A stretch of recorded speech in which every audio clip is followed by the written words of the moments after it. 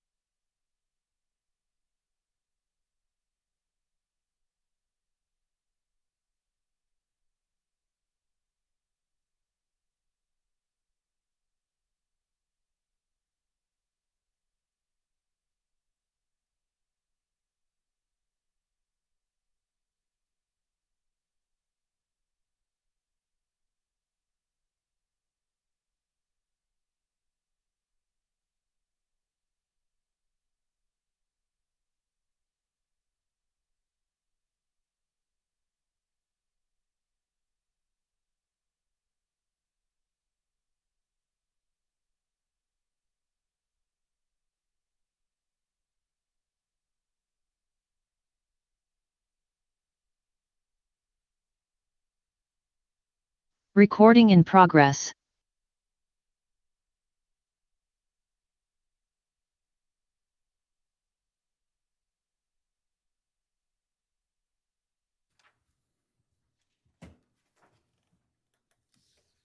How often do people actually use these request to speak buttons when they're playing?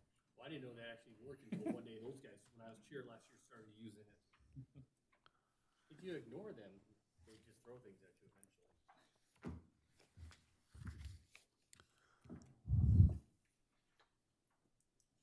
You're good.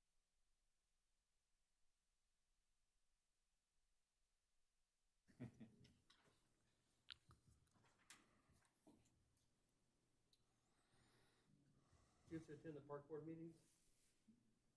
Do you have to attend the park board meetings? Okay. You have one next Wednesday, but you won't be there yet.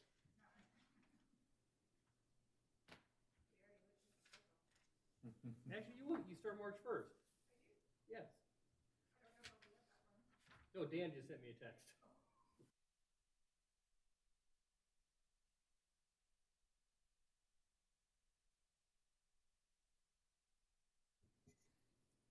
He's like, okay, any night but next Wednesday I have a board meeting. I'm telling him to skip it. For some reason he says he can't.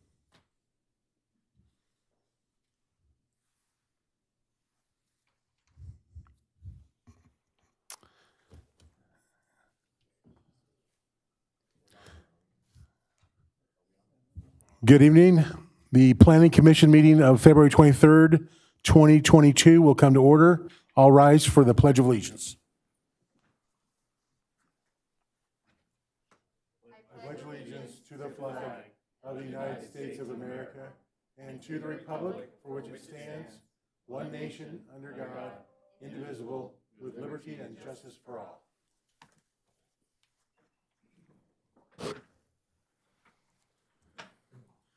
The Secretary will call roll. Commissioner Hodge. Here. Commissioner Mann. Here. Commissioner Gray.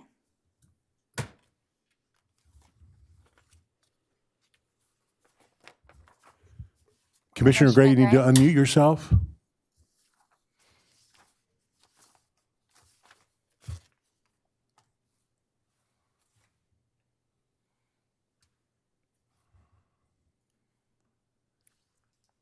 Should we? Yeah, keep going and we'll come back. Vice Chairperson Rice. Here. Chairperson Tolson. Here. Commissioner Gray, are you here?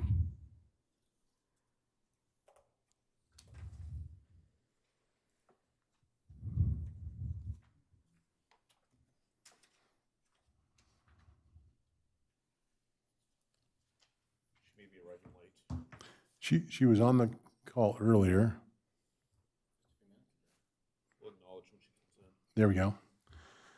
Okay. May I have a motion for approval of the agenda?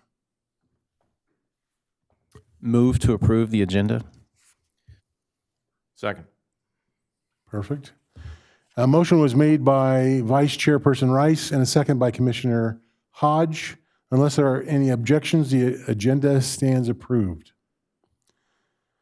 May I have a motion for approval of the minutes? Move to approve the minutes of December 15, 2021. Second, anybody? Second. Perfect. A motion was made by Commissioner Hodge and a second by Vice Chairperson Rice. Unless there are any objections, the minutes are approved with Chairperson Mann abstaining. Is that right? Ex-Chairperson Mann. Perfect. Thank you very much. The Secretary will read the declaration of conflict. If any member of the Planning Commission may have a conflict of interest or any reason why that member must abstain from consideration of any matter on this agenda, he or she should so declare at this time. Are there any declarations of conflict? So, have we heard from Commissioner Gray yet? Or anybody been in touch with her via cell or text?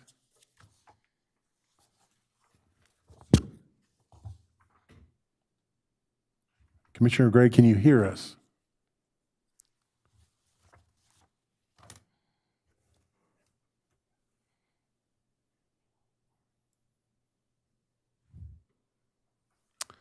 We will continue on. This is the time allotted for public statements or comments on all items other than public hearing items. Is there anyone in the chamber wishing to be heard? Do any members of the public wish to make a public statement via Zoom? If so, please use the hand raise function on your computer or *9 on your phone. Staff will unmute you when it is your turn. We have no public speakers tonight, Chairman. Thank you very much. Is there any correspondence from the Deputy Director, City Planner? Good evening, Chairman Tolson, members of the Planning Commission. We did receive 2 supplemental staff reports, one regarding a public statement for item 7, which was an email correspondence, and we also received a email correspondence on agenda item 11A1 regarding the code amendments. And just to backtrack, the public comment for item 7 was in reference to the item 9A. So those will be Fantastic. put into the record. And everyone's got a copy of that? Perfect. Now we're going to talk about the consent calendar. May I have a motion for approval of the consent calendar?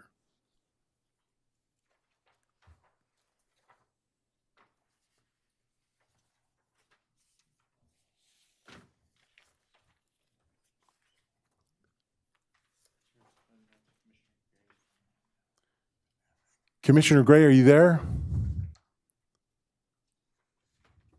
I am here. Sorry, my computer volume was acting up, so it's now fixed.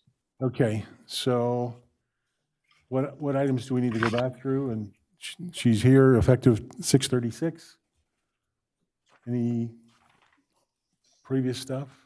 No, but in case Commissioner Gray wants to make a comment about the declaration, she might want to do that now too. Any declarations of conflict on items we're discussing tonight, Commissioner Gray? No. Thank you. And you received the 2 bits of correspondence that came in subsequent to our agenda? Yes. Thank you very much. So now we're looking for a motion for approval of the consent calendar. Move to approve the consent calendar. Fantastic. Second. We have a motion made by Vice Chairperson Rice and a second by Commissioner Mann. Unless there are any objections, the consent calendar stands approved.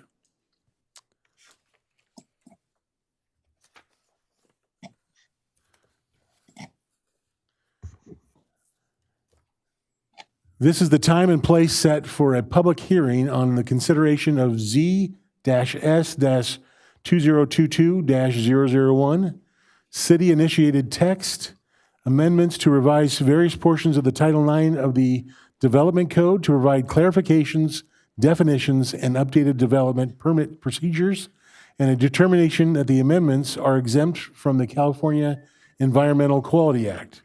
Are there any ex parte communications to report? Hearing none, may we have an oral report on this matter by staff? Good evening, Chairman Tolson, members of the Planning Commission. Tonight, we do have a public hearing on various code amendments to the Simi Valley Development Code. We grouped them into a batch for your consideration tonight. And our assistant planner, Alex Klingman, will be providing the staff presentation tonight. Go ahead, Alex.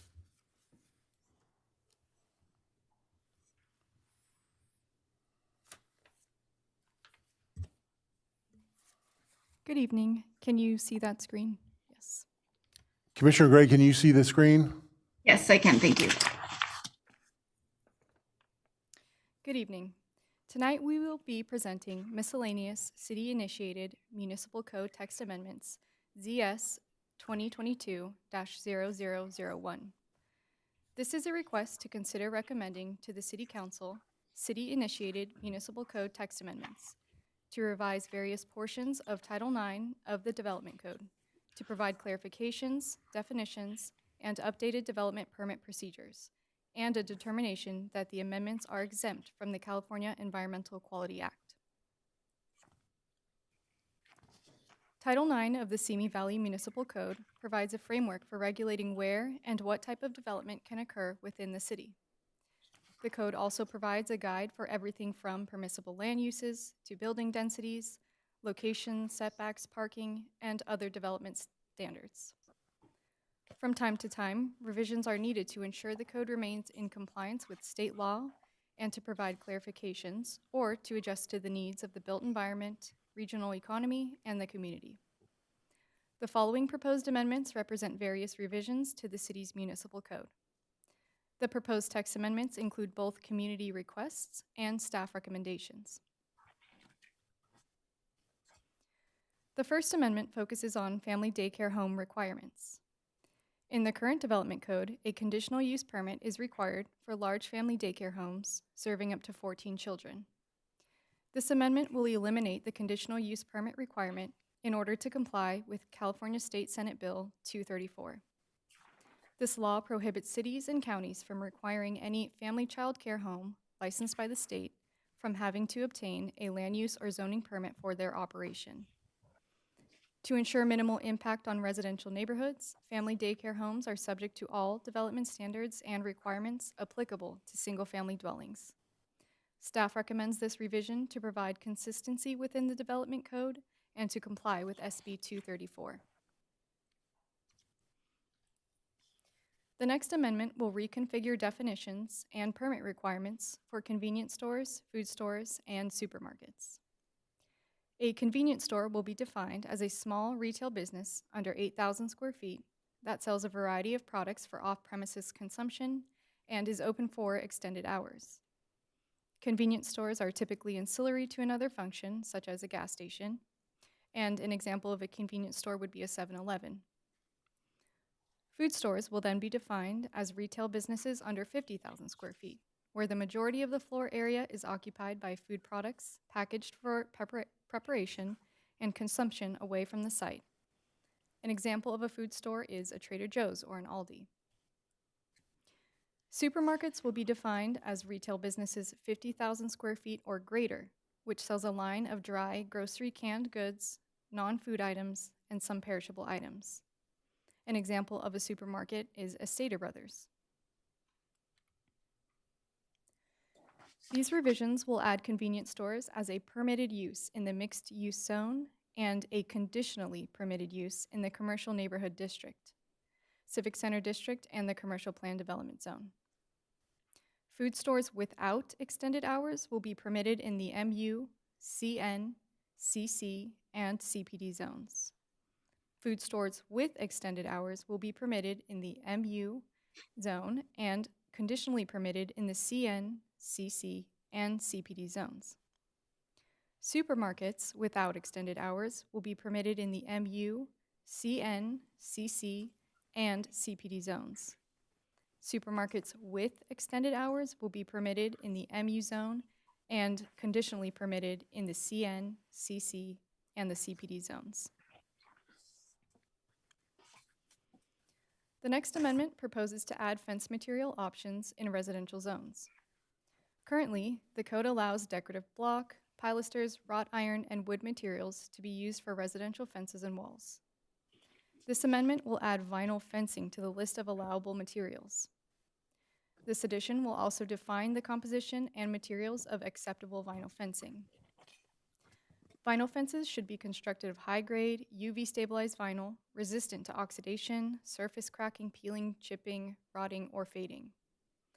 Allowed vinyl fencing must be installed per the manufacturer's requirements and constructed with steel reinforced rails, metal stiffeners, or similar materials in order to reduce bowing and sustain high wind loads. Staff recommends this revision to provide residents with additional design and privacy options. The next amendment will address wildlife deterrent fencing. Over the years, residents have expressed concerns over coyotes entering their yards due to current limitations in fence height. Currently, the maximum allowed height is 6 feet for rear and side yard fencing. The City Council directed staff to hold outreach meetings and meet with all neighborhood councils to get input from residents. The outreach results determine that increasing fence heights may deter coyotes from entering residential yards. In 2018, Ventura County Animal Services implemented a coyote management plan to increase public education. This plan was designed around coexistence with coyotes, enforcing regulations that prohibit feeding wildlife, and ensuring public safety through hazing training programs. Since the implementation of this plan, community concerns have decreased. Staff asks the Planning Commission to consider recommending to the City Council the following amendment, which would allow the height of rear or side residential fences to be increased up to an additional 2 feet in height with a wildlife deterrent fence extension. If accepted, wildlife deterrent fencing will be allowed only in residential zones and must be consistent with the existing design theme, colors, and materials, and must be approved by the Deputy Environmental Services Director, City Planner, with a zoning clearance. Wildlife deterrent fencing will be defined as roll-top fence extensions, roller-type devices, or similar materials. The next amendment will modify zoning clearance requirements for residential fences.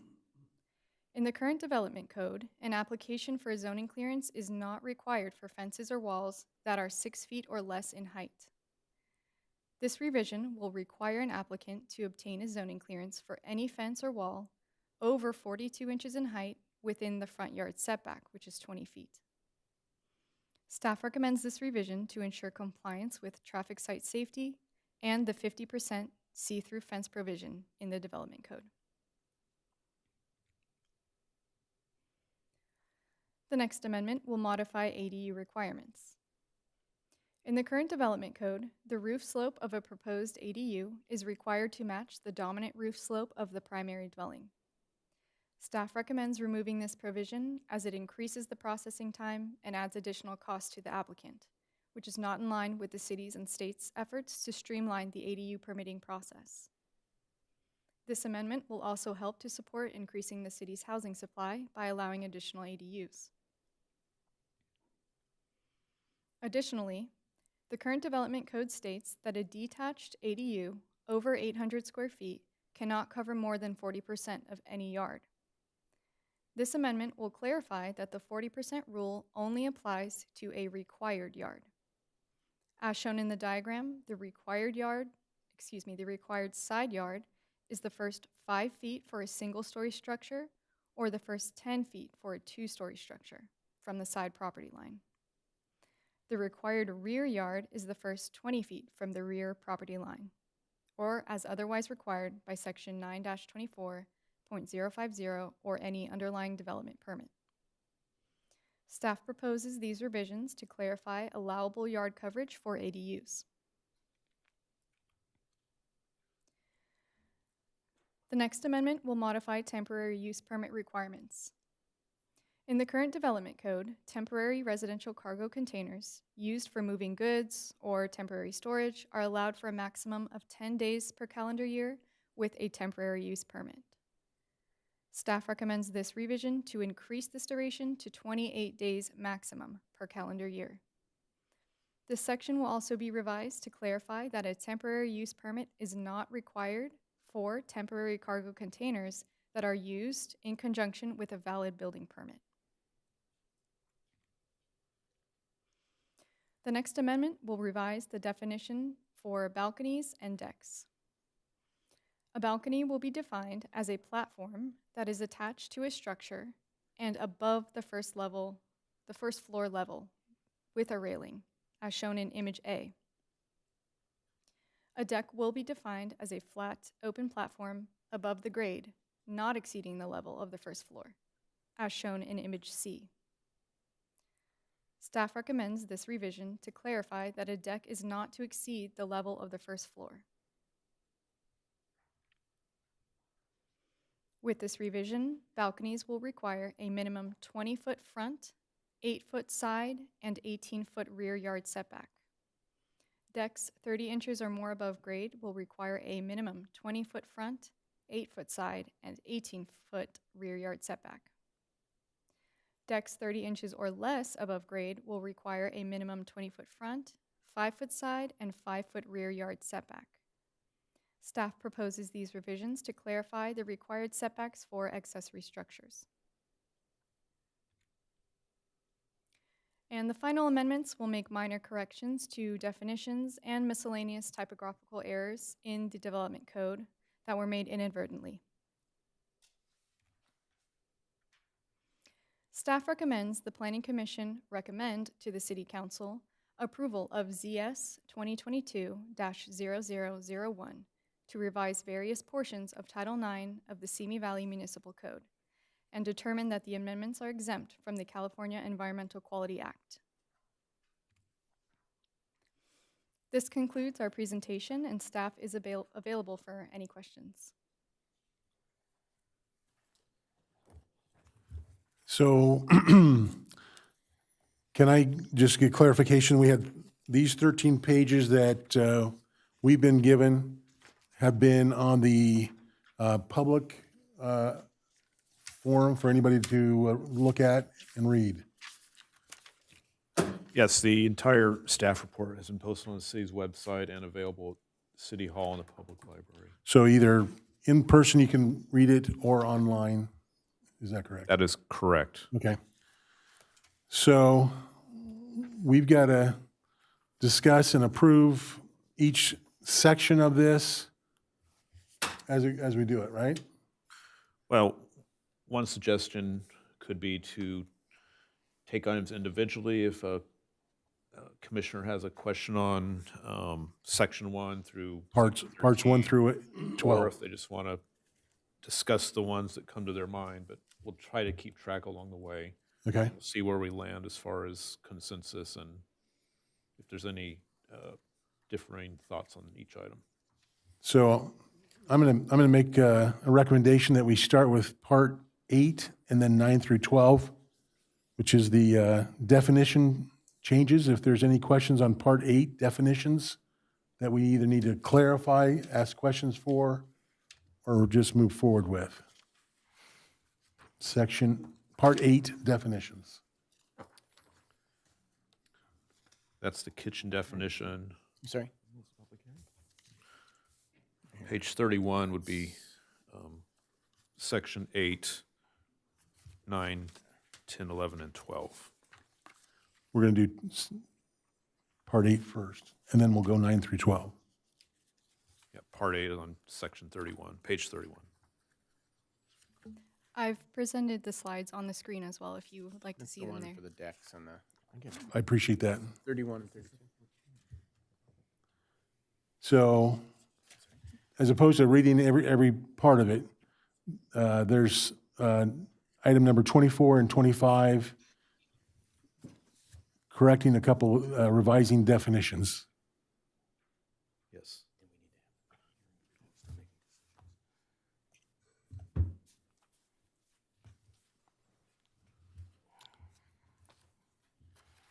So, doing questions first. Okay. We're going to attack this piecemeal at a time. We're going to first do questions, then we're going to open up to the public, and then we'll move forward from that. So should we do this by section? Or all at once? I like the sections. That's what I Or thought. you're talking about doing by part? Correct. Yeah, I like that idea a lot. Perfect. Okay, so for part 8, any questions of staff? Vice Chairman Rice? No, I have no Oh, questions oh, on okay. 8 or 9 for that matter. Okay. I thought you were pushing your button. So if there's no questions for staff on I have some those, questions. please, Commissioner Rice. Commissioner Gray, I'm sorry. 4 letters. Sorry, want to make sure I wasn't interrupting Commissioner Rice. So I've got 2 questions on 24, and maybe it's a simple answer, but it says that that the unit must, at a minimum, provide a cooking area with a cooking appliance, refrigerator facilities, a food prep counter with dimensions, and a sink and storage with dimensions. My question is whether or not a refrigerator and a sink is also defined. I could not find something in the municipal codes. However, I did find something as small as a mini desktop refrigerator that actually holds like a 6-pack of sodas, which is just under 8 inches wide by 10.5 inches deep and 11 inches high. Would that be something that somebody could actually put in, something that small that would qualify as a refrigerator? And the same thing with a sink that I found, a 7-inch wide sink, 3.5 inches high and 14.5 inches long. Do we have definitions with minimums on refrigerators and sinks? Thank you, Commissioner Gray, for that question. The definition on the kitchen that you have here is related to the junior accessory dwelling units and is part of the what the state requirements are for minimum sizes for counters and so on and so forth. The only amendment we're making to this particular item is that we're adding the word in height. We're not changing any other language. And like I said, the language as far as the size of sink, cabinet, storage, and so on and so forth came from the state. Okay, is there minimums on the sink and the refrigerator, or did the state not identify that? What you see over here is what the language that came from the state. So they Those- are, Page 31 has at least 48 inches by 24 inches. And then That's the storage cabinet. Correct. I was talking about the refrigerator and the sink itself. That's all. yeah, that's correct. We're not specifying that. And again, the only change in this item is in height. So we don't Okay. need to get into the additional details.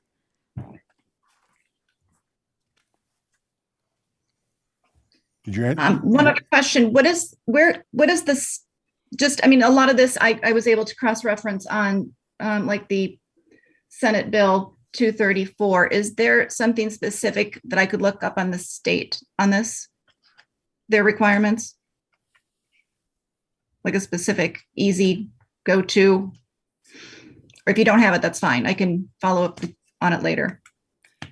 I don't have it present at this time, but I can certainly get that link to you if you'd like. Great, thank you so much. Yes, and That's my only Commissioner Gray, question we on have section part 8. there's a guide for accessory dwelling units, which is widely publicized through the state, so we could also forward that to you.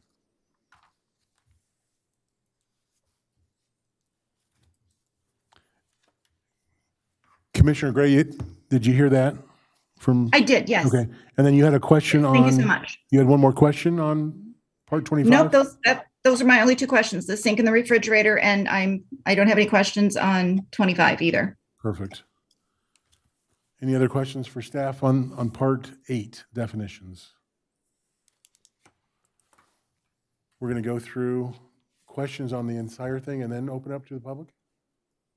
Yes, sorry. Yeah, I would. Okay. So then we're going to go to part 9. Questions on part 9 to staff. Hearing none, we'll go part 10. Anything on questions for staff on part 10?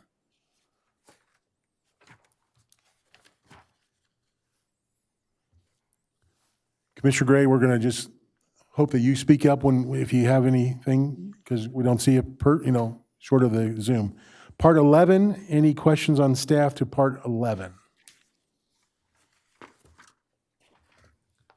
Hearing none, we'll go part. Mr. Chairman Tolson, I just have a real quick question. Well, actually, I think I jumped the gun. We're on part 12? We're on part 11. We're about to go to part 12. I'll defer till part 12. Now we're on part 12. Any questions on part 12? I have one. Commissioner Hodge. I just didn't quite understand. I don't know that I've seen it before. The reference of primary zoning district. If we could have some definition of it says allowable land uses, and there seems to be a typo there, but that's okay. Allowable land uses, land use normally allowed in the primary zoning district may be allowed within the TAPO and LAAPO overlay districts, subject to the permit requirements of the primary zoning district as modified by sub D. Just to make sure that I'm on the same page as everybody else, can you give me a definition of the primary zoning district in this paragraph? Sure. Being that the TAPO area planning overlay is an overlay, the primary zoning district should be the underlying zoning, what is existing there, like the CPD zone, for example. So there could be commercial plan development zone that has a TAPO overlay, TAPO area planning overlay. So the primary would be the CPD. I'm trying to understand how this isn't redundant then. What is it adding to the understanding of what's allowed? Oh, are you talking about the reason it is in here? Sure. So under B, allowable land uses, there's just a typo where it says there's 2 A's. Mm-hmm. This is just correcting that typo. We're not changing anything to this. Okay. Very good. Thank you. We're trying to eliminate an A. Very good. You're fixing a typo. Good Well, job. we had that great. question, and now Glad we got I that brought answer. that up. Perfect. Get it right. Perfect. No, any other questions on part 12? Okay. In as much as we've started with part 8 and gone through the end, should we start with part 1 and go forward, and then we'll open it up for public hearing? Sure. Part 1, any questions on family daycare homes? Part 1. I do on question, or I guess that would be 1 through 4. number 2. Commissioner Gray, page your 2. question. Yeah, so I got a question in regard just to the single family resident, that definition specifically, because when I did look up 234 and it lists out single family dwellings, a townhouse, a dwelling unit within a dwelling unit within covered multifamily dwellings, I'm wanting to make sure that we're not just saying single family residents. And when I looked up single family residents or dwellings also in our definitions, it didn't give a clear.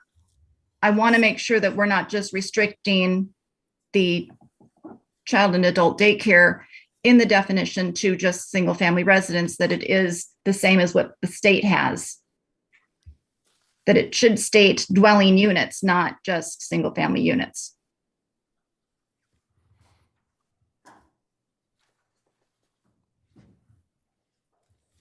Or are we trying to make it just single-family units? I guess that's a staff question. The purpose of this change on this, the amendment on this code item was to eliminate the conditional use permit requirement for daycare facilities up to 14 Children. children, sorry. So we did not change anything else in the language of our code. And as far as we're referring it as a single-family residence.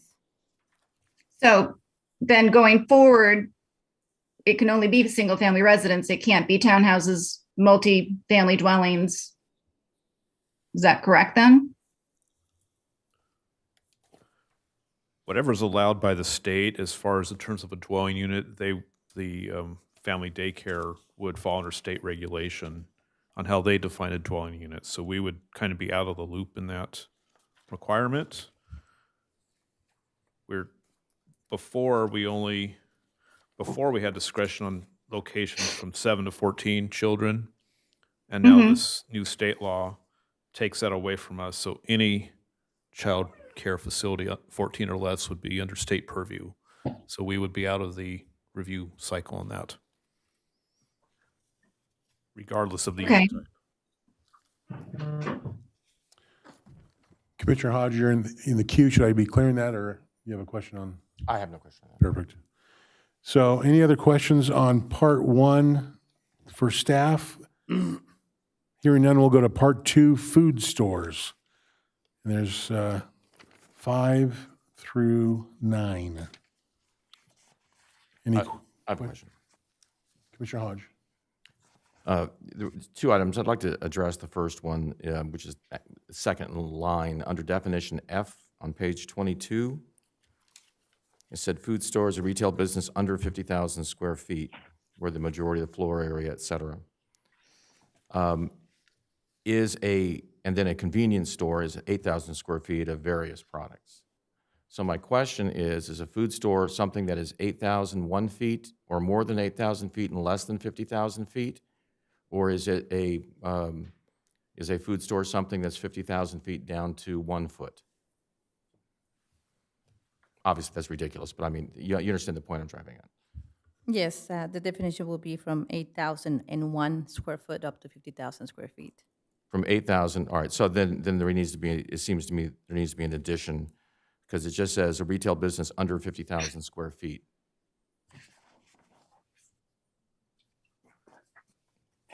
On page 22. Yeah, we can add that language. That's a good point. Thank you. Okay, yeah, so it should be more than 8,000 to 50,000 square feet, not 8,001. Yeah, 8,001 Okay. to 50,000. And then taking a look at convenience store. It seems to carry a piece of baggage that I'm not sure if it really needs. It says a variety of products. What is a variety of products, and does that actually create more ambiguity than it does certainty?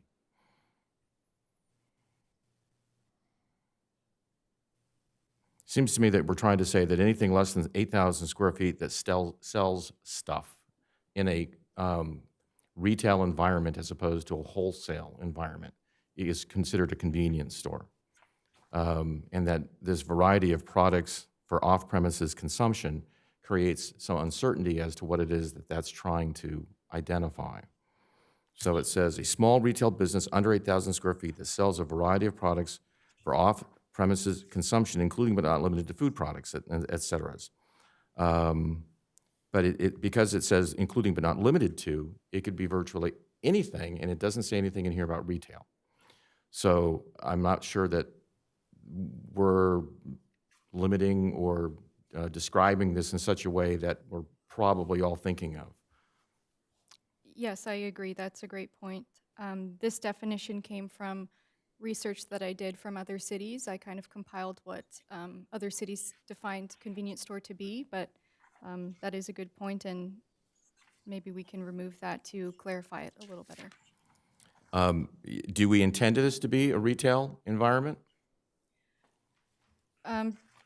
Yes, there can be sales of, let's say, when you go to a convenience store, maybe car chargers for your phone, maybe in that sense a retail? Well, you can, I mean, the way I'm looking at this is if we're saying that it's a retail store that's less than 8,000 square feet selling in a retail environment, as opposed to, we're selling retail. If, you know, we're looking at this thing before it said variety of products, and I realized that we're looking for a replacement. I mean, it could be an auto parts store. It could be, as you just said, telephones. It could be just about anything that you carry out. And some people could argue that would also include a wholesale.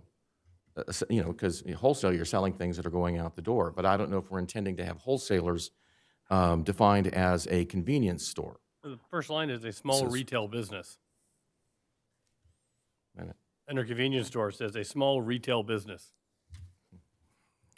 You're correct. Thank you very much for that. I'm looking at this, and I don't know why I ran over that 6 times. So a small retail business that sells, and then what are we going to have it say?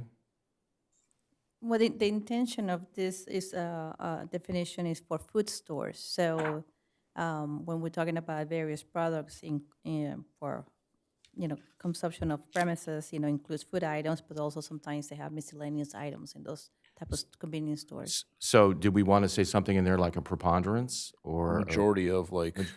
Yeah, we've other done two it for other stores where we use, you know, a majority of products or a preponderance of products or, you know, that kind of thing. I know that we've done it with trying to decide whether or not somebody's a restaurant or not a restaurant or just, you know, like a Starbucks and that kind of thing. Is it your suggestion that maybe the food items are the majority of because it's supposed to be under food stores definitions, or are you proposing? If we're trying to make that identified as a convenience store, yeah, so the majority of the storekeeping units are, you know, considered to be food items.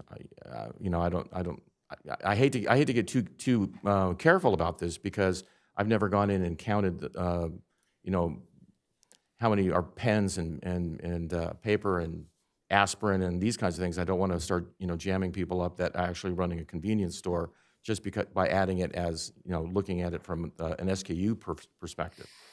But you know, if I assume that there's some language that staff has run across in the past that we could filter in here that identifies that we're talking about traditionally concepted convenience stores that are just 8,000 square feet or less. And that could be adding that portion in definition F for food store, the section where it says that is occupied by food products packaged for a majority of the floor areas occupied by food products packaged for preparation for consumption away from the store. So we can kind of merge the food store definition into the convenience store, if you like that. I think that's a good solution. Making the wording similar in both cases. Yeah, and just in the real. And the only difference would be then distinction the size of the square footage. Okay? Isn't this square footage coming off? No.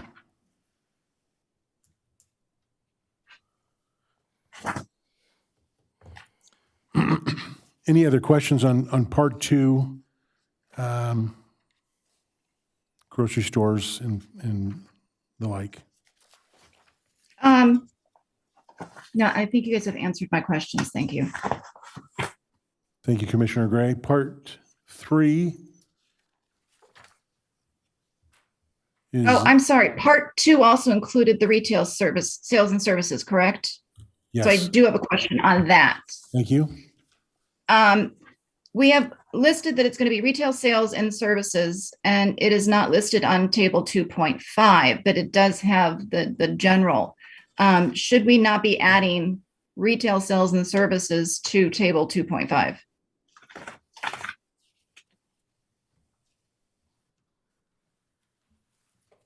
I believe that retail sales and services is already on the table. I just did not list it in the presentation or on my staff report, but it is a part of that table. We got general retail, but not the actual definition. And if we're talking about cleaning up some of the stuff where definitions and charts and tables don't match, if we're doing this to have, it says this revision will clarify that the definition of retail sales and services does not include convenience stores, food stores, supermarkets, but it's not on the table. The table actually has just general retail.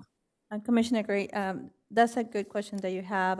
So if I may clarify, the table 2.5 is makes reference to the allowed uses in the zones. The definition of what those items are what we just discussed a second ago. So you're not gonna find convenience store dash retail services of blah, blah, blah. You're gonna just find the convenience stores are permitted on the MU zone or require CUP on the CN, CC, and CPD zone. So this is a land use table, it's not a definitions table. And when you look for the definition, you go to the other section. I No, believe no, that's I what you're get that. asking. It's just that if we're adding, convenience stores as well as to the chart, and we're now looking at a definition of the retail sales and services, then it's going to be confusing that people are then going, well, retail sales and services have definition as well as general retail. Therefore, it's like, are you just assuming then that the definitions of retail sales and services would then be just under general retail, even though there's two definitions on our 9.80.020? So just to maybe final the thought behind the table 2.5, it tells you, convenience store and food stores and supermarkets, what they're allowed, in what zone, and what type of permit they need. And then when you go into 9-80.020, you look under the definitions and you find what each one is meant to be. We don't want to be repeating the same information in different places, because then it creates confusion. As far as if you wanted to define what a small retail business is, that's, I don't believe we have that in our definitions chapter, but not necessarily, I don't necessarily think that we need to get into that much detail unless the commission wants us to pursue additional background on that item. Did I answer your question, Commissioner Gray? So if somebody is going to do retail stores and services that has a different definition than general retail, then they would just assume under the chart for land use that they would just go to general retail? Correct. If it's a general retail, you go to that. If you're talking about, basically, if you're talking about a convenience store, this is where it tells you where you can have it. Mm-hmm. Again, this on page 23 is a partial table, not the complete table. No, I pulled the complete table. Okay.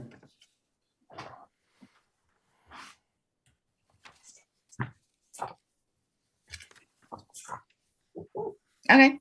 It just seems like it's a confusion that it's going to be another assumption, which is, if that's okay, then it's okay.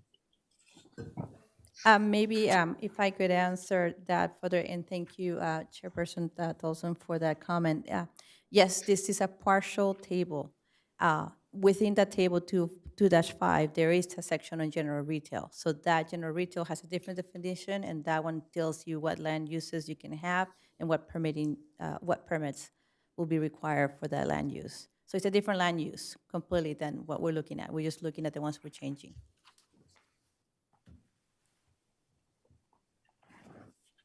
Thank you. Thank you very much. Any other questions on part 2 in terms of definitions and land use? Hearing none, we're going to go to part 3. Part 3 talks about walls and fences. Commissioner Hodge. Yeah, I don't have any problem with the vinyl fencing. I think that some of those products can be quite decorative and quite appreciated by some people, and can provide some addition. I remember when we had that school project that went out, and we had the 47 homes that went in there. They initially wanted some, and there were some folks who were pretty disappointed that vinyl fencing wasn't available at that time. And I've seen some of the product, and I think that it can be good. I do have a question, though, about the wildlife fencing, and I wanted to address what's on the bottom of page 5. As part of this, It specifically says that staff asks the Planning Commission to provide direction on the following amendment, which would allow the height of rear or side residential fences to be increased to up to an additional 2 feet in height with the wildlife deterrent fence extension as defined by our municipal code. And then there's a number. As shown in Figure 2, if accepted wildlife deterrent fencing would be allowed only in residential zones. Any change to the fence or wall height must be consistent with the existing design, which all makes sense, et cetera. When I first read this, I thought, are we really prepared to weigh in here with the amount of information that we have? And maybe we are. But I take a look at, it says back or wall, or sidewall rather. And I worry that, what happens if you have inconsistent opinions of the neighbors as to what they ought to have with walls that they share. I worry about spite walls, and I worry about the design of the walls as to whether or not they will create a hazard for one side of the fence and a non-hazard for the other side of the fence. And so I'm just worried about conflicts with respect to, what people put up. Commissioner Rice definitely has something to add. I'm sorry, Commissioner. Now you've made me want to, for clarification, we're talking about only adding a wildlife extension to the fence, not actually making the fence higher than 6 feet. That extension would only be the wildlife extension like we had in the pictures. And it could go up to 8 feet. Possibly, like the second one over there, Yes, you might add I think 2 we're on the things. same So page. if that's okay, I just want to make sure we're clear on Yeah. that. So, Go ahead. Commissioner Mann? Okay. I'm not the chair, but I'm there- happy to Is see. there a difference between a side fence and a shared fence? Because you could have a property that has a side yard abutting wildlife area as compared to a shared fence between neighbors. Maybe we can define, you could have a wildlife fence on a side yard, but not a shared side yard. I think that's a sharp distinction. That's a good distinction to make. Well, as well, I'm reading the same way that it's saying that it's, and again, help clarify this for me, but it says which suggest enclosing properties with an 8-foot high fence, or a 6-foot high fence with an additional extension or roll top. So we are talking about an 8-foot high fence, not a 6-foot with something on top. I mean, it's going to an 8-foot or a 6-foot with something on top. And I would like to know what the results from the neighborhood councils were, because I recall this coming up, and in the neighborhood council that I attended, most people were not in favor because of the situations that Commissioner Hodge brought up, which is, what do you do when it's a joined fence? And I didn't even think about, if you got neighbors that just do it just out of spite, or God forbid that would actually happen. But how do you determine whether or not one neighbor wants it, one neighbor doesn't? How is the city going to get approvals and move forward with something like this? Yeah, the way I read it is sort of the way I think that Commissioner Mann just brought up. And I mean, well, I don't remember, maybe it's Commissioner Rice, because it says increased, this is the third line on page 24, increased up to an additional 2 feet in height with. You're on 24, sorry, I was still on 6. Well, it could be either one. Well, on 5, maybe it is different. On 5, it says increased up to an additional 2 feet in height with a wildlife deterrent fence. I read that as saying you have a 6-foot fence with an additional wildlife deterrent, which could be up to a total of 2 feet. Look at the top of page 6, though. Yes? Where it says that the Animal Service Coyote Management Plan, which suggests enclosing properties with an 8-foot high fence, or a 6-foot high fence with an additional extension or roll top. That information was included in here to reference what was suggested by that Coyote management plan. The proposed amendment would be allowing an additional wildlife fence extension not to exceed 8 feet. So, yeah, hopefully. So we're not suggesting having people put an 8-foot fence up. It's just to put something on top that would bring it up 2 feet. Exactly. Okay. And, not one or the other. Got it. and then in part of all of this, there's language in here about approval from the Deputy Director City Planner, I believe, or I can't remember exactly who it is. But my first thought was, what are conditions for non-approval? So, if I get a little more, I'm hoping to get a little more clarity on this before I make any recommendations, certainly. Any other questions to staff? I think we have some ambiguity about how we want to move forward with as it relates to shared or not. And then, So, Chairperson, just for clarification, if I have a neighbor and my neighbor wants it and I want it, I can put it up, right? I mean, that's with this? Because I'm getting the impression that what you're telling me is that you can't do it even if both sides want it, is what you're essentially saying. I want that clarified because, if my Perfect. neighbor and I both have a problem with coyotes, and a coyote can jump an 8-foot fence with no problem, as can a bear. okay. I want clarification on that would be okay. So, and I agree that, if it's somebody's back wall, let's say, and they don't abut another property, that they should be able to do this as well. Well, at the same time as we talk about this, we got to keep in the back of our heads that we haven't had the public hearing yet, so we can't be making any decisions. Correct. So we're still on questions about part 3. Yeah, do we have any information on the neighborhood councils, or is this not the right time and place to ask that from staff? Yeah, Commissioner Gray, we would have to come back with that information from Neighborhood Council. It was not included in this report. So in addition to the questions brought up tonight, this might be one of the items that you may want to send back to staff for further clarification when we get to that point. Perfect. So we're wrapping up questions on part 3 before we move on to part 4. Any other questions, part 3? Questions on part 4?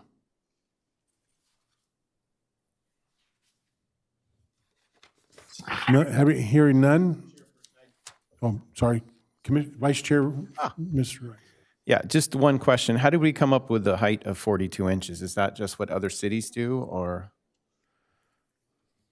That is what is currently in the code as allowed. That's not changing. Okay. So it's just keeping it basically the same. Okay. Right. Thank you.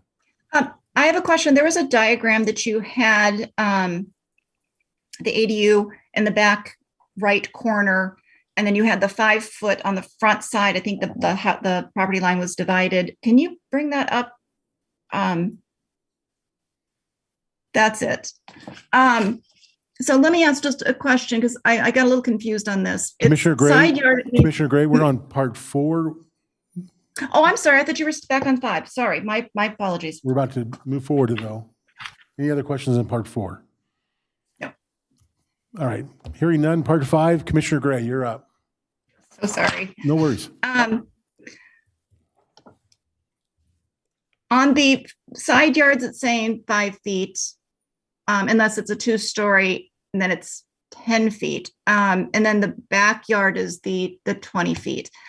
Is that ADU needing, it's pretty close, but is that ADU 5 feet from the side yard? Or is it just saying, I got a little confused on this, of the first 5 feet. And then what is the difference between the first story and the second story? I didn't quite understand that. So the current code requires a 5-foot side setback for 1-story structures, and a 10-foot setback for 2-story structures. That's not changing. And your question about the ADU, this is not to scale. This is just to show the required yards and their areas. Okay, so it would be 5 feet from the side. For an ADU, we require 4 feet minimum, or allow 4 feet minimum. Okay, so I'm getting confused on this, the 5 feet side yard portion. And then I can follow up later. I don't need to take up time on this because I just got a little confused on that. Sure. That is my only question on 5. Thank you, Commissioner Gray. Any other questions on part 5 as it relates to the ADUs? Fantastic. Part 6 is storage cargo containers and eliminating the TUP if there's a building permit. Questions on part 6? Hearing none, we're on part 7. Oh, Sorry, I have one. Commissioner I was Gray. waiting for you guys Yeah, first. yeah, go ahead. What is the reasoning for the increased duration from 10 to 28 calendar day or days in a calendar year? Is there any reasoning for that, or is it, Commissioner has there been issues? It just seems a little random. Commissioner Gray, as with many of these code amendments, our planning staff, particularly our front counter planning staff, would deal with the public every day. We come across these code issues, and the temporary cargo container is somewhat of a burden to some people because, well, one, the permit fee for a temporary use permit's roughly $300, and there's certain instances where, say, your house is flooded, or perhaps you're moving out, or some situation that does not require a building permit. The 10 days is often insufficient to complete the job, so we're just trying to loosen that up a little bit. The 28 days is certainly an item of discussion, but staff just felt that was a reasonable starting point, at least for this update. Okay, so that's based on public and like you said, a good example would be somebody's house is flooded and they got to deal with insurance and they put everything in that room or whatever happened, and then they're not planning on moving, they're planning on moving back in, and 10 days just isn't sufficient. Okay, thank you. Potentially supply chain issues, that kind of thing too. Yeah, Where- makes sense. Waiting for a contractor who's available, maybe not as quickly as they'd like. Any other questions on part 6? Okay. And then part 7, Commissioner Hodge. Yes, thank you. Looking at the definitions on page 27, it says balcony is attached to a structure. A balcony is a platform attached to the structure that is above the level of the first floor with a railing. So the first floor meaning the entirety of the first floor up to the level of the above the ceiling, correct? Yes? Correct. Okay. And then sort of then buckling in the other one, the deck, it says a flat open platform above the grade, not exceeding the level of the first floor. Are we intending to allow people to have balconies halfway up the first floor, 3/4 up the first floor, between the first floor and the second floor? Or are we intending that to be, I'm serious about this because it says not exceeding the level of the first floor, but the first floor is defined as the whole of the first floor in the first part. So these seem to rub up against one another just a little bit. What are we intending it to be, the patio? I would assume with the level of the first floor, meaning the actual flooring of the first floor. Yes, we could definitely add, be more specific on the definition of the deck as far as the finished floor. And that way we know for sure it's at the base level of the floor. Okay. And then we can do even that, yeah, maybe if we just do that one over there, finished floor, then we know that we're talking about the Whatever language you commonly use in that. I thought that's what you intended it to say. So Yes. that's my only question. Thank you for that. Okay, so I had a similar question, but what happens if somebody is on a slope and that the only place that they can put a deck is on the hill, which is now halfway up, or maybe they're doing a terrace type deck? That Do we wouldn't have be language attached to to the include building. that? It wouldn't be attached to the building and therefore not a balcony. If you're doing a deck that is on a slope, the whole point is that you attach to the structure still going to be at the finished floor of the first floor. Would there be a reason why it wouldn't necessarily, it would be attached, that it's still terraced? There's many separate structures that you see sometimes that people want to take advantage of the view, and they do a separate deck, or they do a separate, gazebo, what have you, so that this will Okay, so as not, long as it's not attached, is what you're saying? there's situations will not be attached. This is for attached items. Perfect. Any other questions of staff on part 7?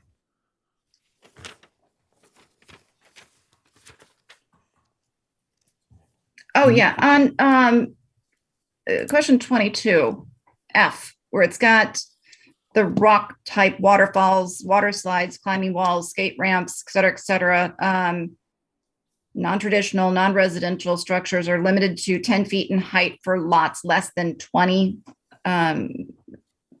square feet. What about lots that are larger? Thank you for that point. We actually not addressing that item at all. The only item that we're addressing over here has to do with the attached patio roofs and the decks and so on. We're not dealing with the rock type waterfalls right now.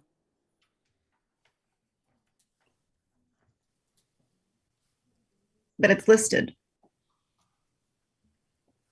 That 10-foot height limit exists in the code. I am just adding it to this table to provide consistency between the code. Oh, okay, thank you. Fantastic. Any other questions for part 7? And we've already talked about part 8 and part 9 through 12. So that will be the end of our questions for staff.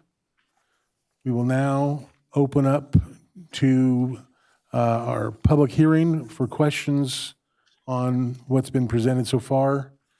If you have a question or comment, raise your, where's the wording here? Do any members of the public wish to make a public statement via Zoom? If so, please use the hand raise function on your computer or *9 on your phone. Staff will unmute you when it is your turn. Chairman, we have no members of the public at present on Zoom. Thank you. Is there anybody in the hall who would like to present or ask questions or make a public statement? Hearing none, we are going to close the public hearing portion of this item and now open it for discussion amongst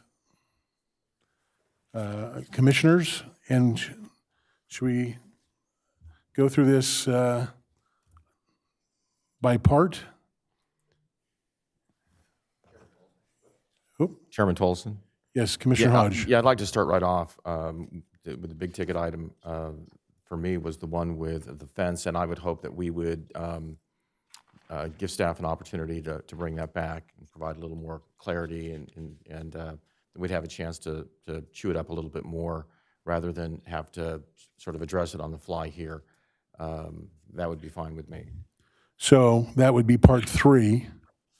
We're not going to make any determinations on that tonight, is one recommendation. Yeah, it seems like, fences between, was it Robert Frost, good fences make good neighbors? Well, we want everybody to be good neighbors, so, let's work on that a little bit maybe. Any other issues from other commissioners on item 3 that we should address tonight versus going through 1, 2, 4 through 12? On part 3, we're gonna push forward or continue on that part of it. Yeah, if we need to make motions, I'd move to that we postpone part 3 and ask. I second. Come back on a date uncertain.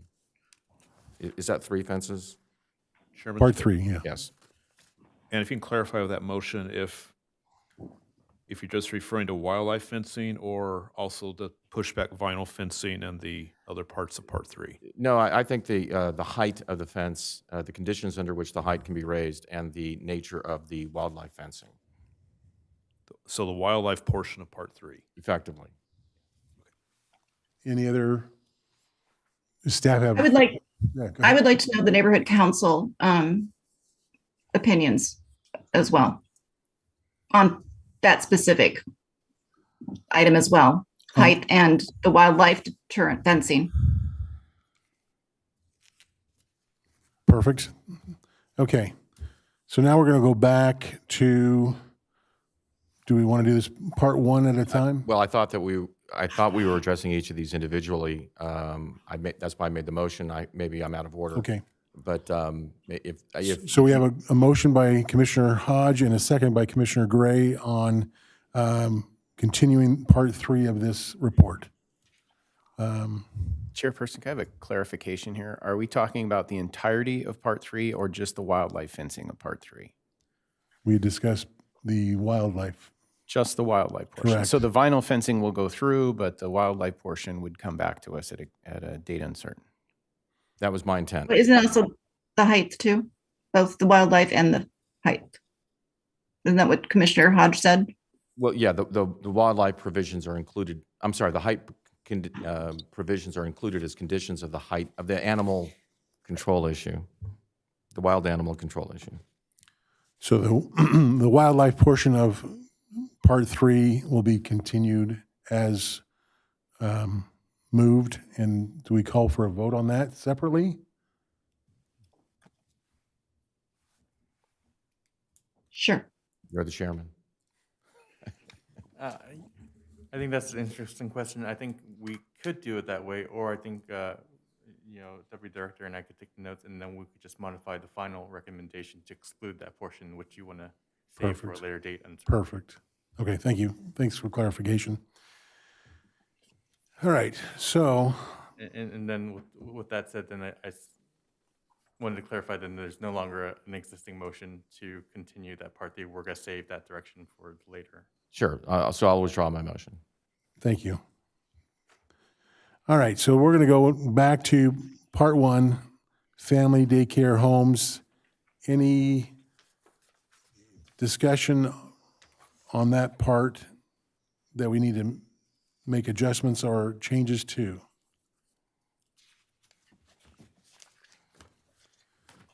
Okay, hearing none. Part 2, the food store. And we talked about some numbers slightly changing, but the concept is the same, and adding some verbiage on food items. Commissioner Hodge? Yes, I'm quite satisfied that staff understands the recommendation, that it'll be included as it goes forward. Any other discussion on part 2? Yeah, I'm looking at, and again, the way I went through these check by check and made my notes, and even on page 23 on the chart, the food stores has the crossed off of the 8,000 square feet or less, or under, less or over, and it's just adding either with or without extended hours, and then they're adding of operations. So when I said, isn't the proposal to eliminate the 8,000 square feet? I'm still seeing that on that page on chart 2.5. So is that correct? Part 2.5 has got On page 23? It's got the lines through that, which means that's going to be eliminated. Correct. Well, when I brought that up, I said, isn't the 8,000 square feet going away? And I was told no, but I'm still seeing that on page 23 and I read through that when I was making my notations, and it had said that same thing. So we are getting rid of the 8,000 square feet, or we are not getting rid of the 8,000 square feet, because I'm reading that we are. My understanding is That's that the proposal. convenience stores are defined as 8,000 square feet or less, and that since this is identifying those food stores that are convenience stores, that they must, by definition, be 8,000 square feet or less, and it's just striking out a redundancy. That's correct. Oh, thanks. And then adding food items as a portion of their Majority. selling and what they're selling, similar to Something like that. similar to what they say for the food store definition. Okay. So having any other discussions on part 2? I think we're ready to go there. We're going to go ahead and skip to part 4, zoning clearance for fencing.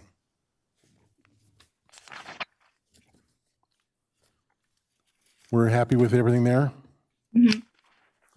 Part 4. We're going to go now to part 5, ADUs and JADUs. That's roof information Fantastic. We're going to keep moving forward. Part 6, temporary containers, cargo containers. Any questions, changes that we want to make aside from what's been recommended? Part 6. Hearing none. Commissioner Gray, anything? Nope. Okay, Thank you. perfect. Just making sure. Part 7, setbacks and glossary definitions. Yeah, the only, the addition that we discussed before about First floor definition. regarding, yeah, Yes. what a balcony and a patio really is. That's good. That's staff notation to make change on that. Part 7. Part 8. Here we go. Definitions. Any questions on or discussion on making changes to Part 8? Part 9. Typographical errors. Part 9. 10, 11, and 12. Any questions on all those?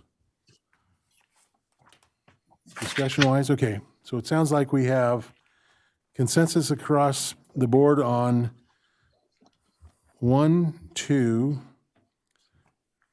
3, with the exception of the wildlife portion of that fencing, 4, 5, 6, 7, with a clarification on the definition, which staff understands, Part 8, and then Parts 9 through 12.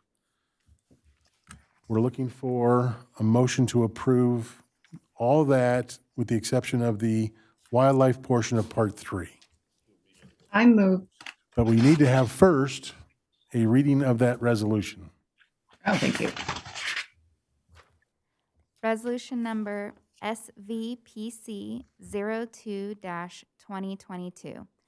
A resolution of the Planning Commission of the City of Simi Valley recommending to the City Council approval of city-initiated municipal code text amendments Z-S-2022-0001 to revise portions of Title IX of the Development Code to provide clarifications, definitions, and updated development permit procedures, and a determination that the amendments are exempt from the California Environmental Quality Act, as amended.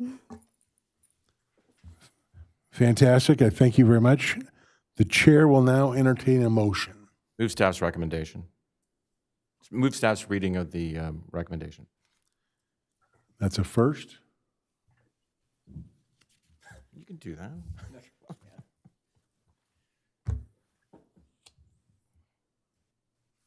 Here, Call for a second. was there, oh, I'm sorry. Can we get a second on that? Second. Oh, I thought he was asking for the reading of our amended portions. I That was did the not as, hear that that was the correctly, as sorry. amended that was read. So we have a motion by Commissioner Hodge and a second by Commissioner Mann. We need to call for a vote. Change our screen a little bit.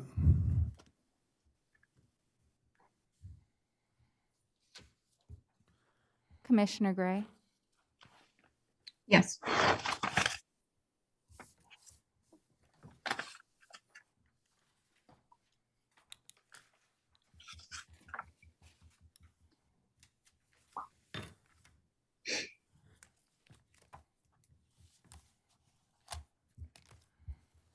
motion passes unanimously.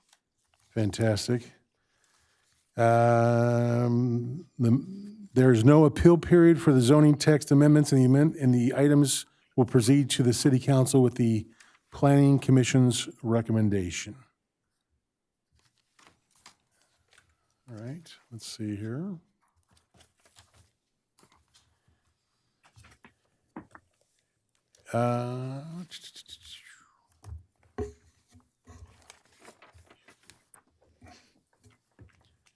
So now we go to oral communications and reports. Does the staff have anything to report? Yes, Chairman Tolson, members of the commission, we did provide you a tentative planning commission agenda for March 9th, 2022. we expect to have one item that evening, and that's all I have. Fantastic. Do any commissioners have anything to report? I just have a question. Commissioner Gray. What are the dates for our meetings temporarily at this point for March?